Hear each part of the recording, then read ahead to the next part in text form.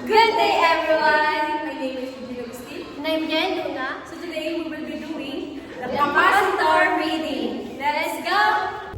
So, good day everyone. So, ito yung gagawin natin is yung capacitor reading. So, para ma-identify natin kung saan yung common, herm, saka fan, is titignan lang natin yung ano niya, ito. If apat yung ganito, ito yung common. Then, pag tatlo lang, yung herm. Then, pag dalawa, yun yung fan. So, try na natin i-check tong tatlong ito, kung gumagana ba siya. Or kung alin dito yung gumagana. So, bago natin i-check to, is dapat, i-calibrate muna natin yung multitester. Ayan. Then, discharge natin tong i-check natin. Then, saka natin i-test tong fan. Pagilaya pa yung kaso di ko pa natiyan.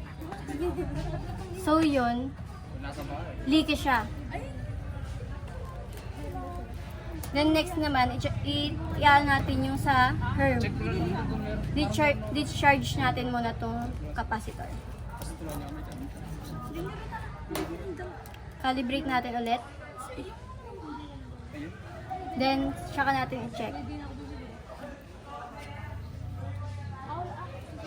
So, same din siya dun sa may fan. Is leaky din siya. So, next natin is yung itong pangalawa. So, i-calibrate na naman natin siya. Then, i-discharge natin itong, iti-test nating fan. Then, test na natin.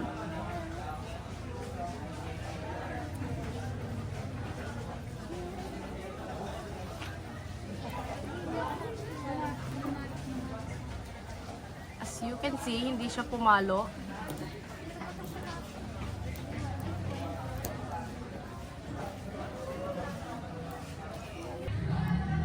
So, yan.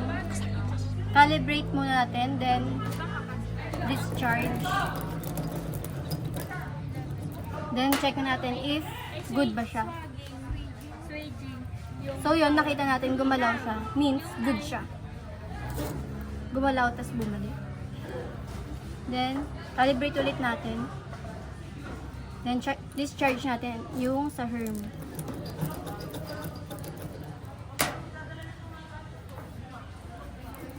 Fan motor yung kanya nyo nandun, yung may wire siya. So, same din sa fan. Gumalaw, ay pumalo siya, tas bumalik. Means, good siya. Capacitor, ganun din. Then, next itong isang capacitor, check natin if good ba to or what. Calibrate natin muna. Then, discharge natin yung sa fan. Saka natin i-check.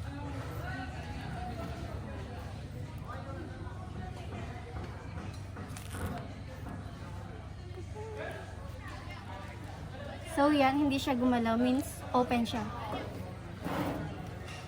Next, yung sa herm. Okay. Ginagawa niyo dyan. Ginagawa niyo dyan.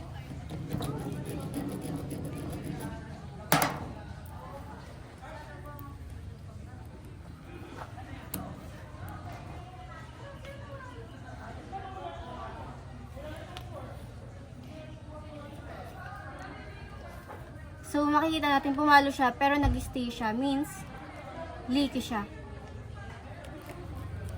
So, sa tinest natin dito sa una is parehang siyang leaky. Yung herm saka fan is leaky. Then, itong pangalawa naman is yung herm saka yung fan is good. Then, itong last, yung sa sa fan niya is open, then yung sa herm is leaky, so hindi siya pwede. So, sa tatlong ito, itong pangalawa lang yung good. So, pwede siya. Yes. Yes!